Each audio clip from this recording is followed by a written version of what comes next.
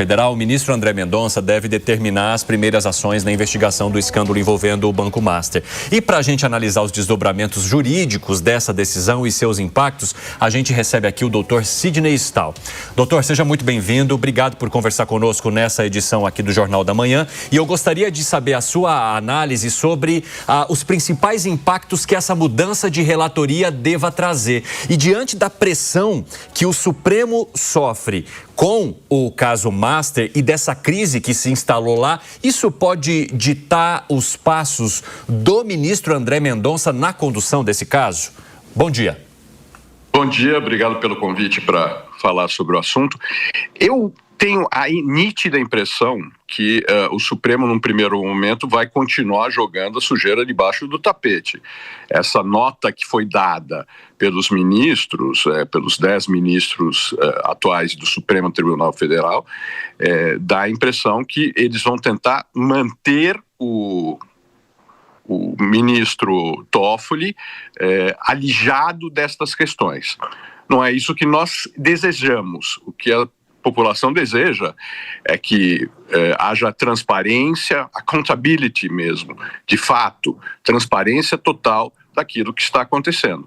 O que tem a ver o ministro Toffoli com o Vorcaro, o que tem a ver o ministro Alexandre de Moraes com o Vorcaro e com a operação toda do Master. Para que o Master serviu? Por que o Master era tão poderoso? É isso que a gente espera. A gente espera transparência, o que não me parece ser o que vai acontecer nesse primeiro momento. Não me parece que o ministro André Mendonça vai examinar o envolvimento de ministros com o Master.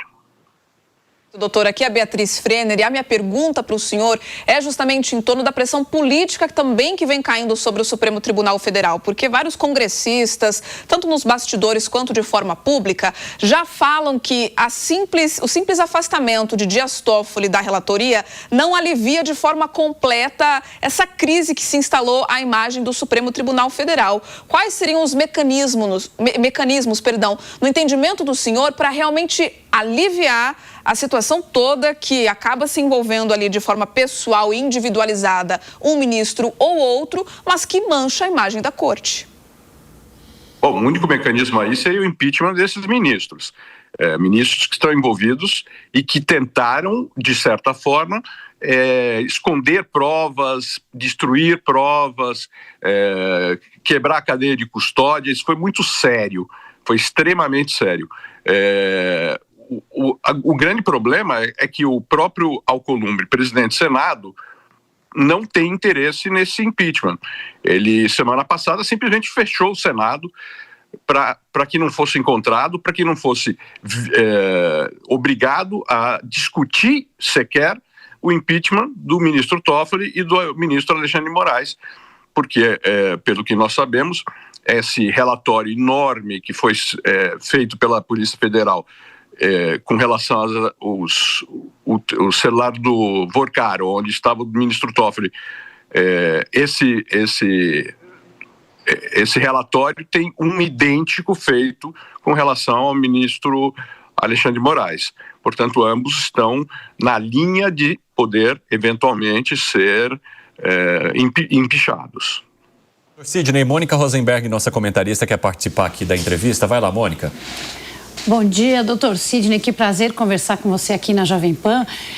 Nesta semana saiu o Índice de Percepção de Corrupção da Transparência Internacional e o Brasil aparece de novo na vergonhosa colocação 107, e um dos motivos que aparece no relatório é justamente a insegurança jurídica e a crise de confiança no Supremo Tribunal Federal.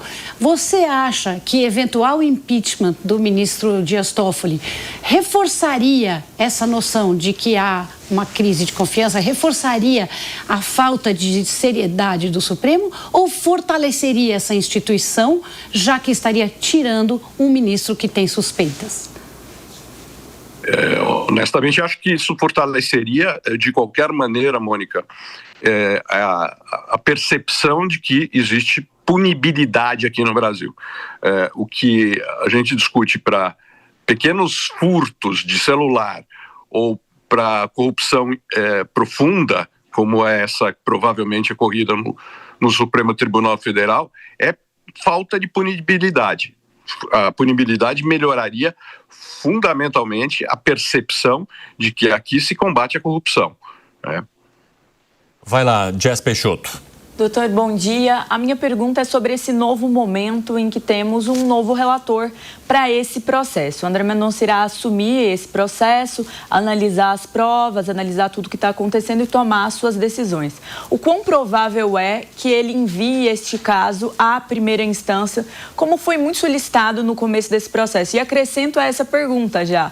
No caso de uma avaliação póstuma e a posteriori do caso da relatoria da suspeição do ministro Dias Toffoli, isso poderia gerar uma anulação do processo? Obrigada. Veja, o fato do ministro Toffoli ter sido, se houvesse sido tido suspeição sobre o ministro Toffoli, as provas teriam sido anuladas. Então, o acordo que foi feito é que não houvesse suspeição dele para que não se perdesse as provas que já foram produzidas.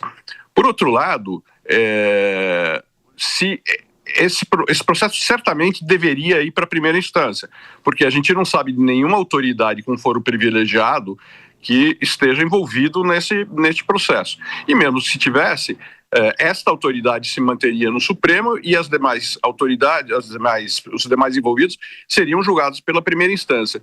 O problema é que, no momento que for para a primeira instância, provavelmente se perde o sigilo que está se tentando manter nesse processo. É péssimo esse sigilo, como a Mônica Rosenberg disse, isso dá uma impressão de que está se escondendo alguma coisa. Por que esse sigilo? Qual é o motivo de ter um sigilo, né? E qual o motivo de se manter isso no Supremo? Me parece que manter no Supremo, o único objetivo é manter o sigilo. Olha, obrigado, doutor Sidney Stahl, pela participação conosco aqui no nosso Jornal da Manhã. As portas estão sempre abertas, viu? Muito obrigado, à disposição. Um grande abraço. 9h42. Repita. 9h42. Vamos conferir agora a programação do Carnaval.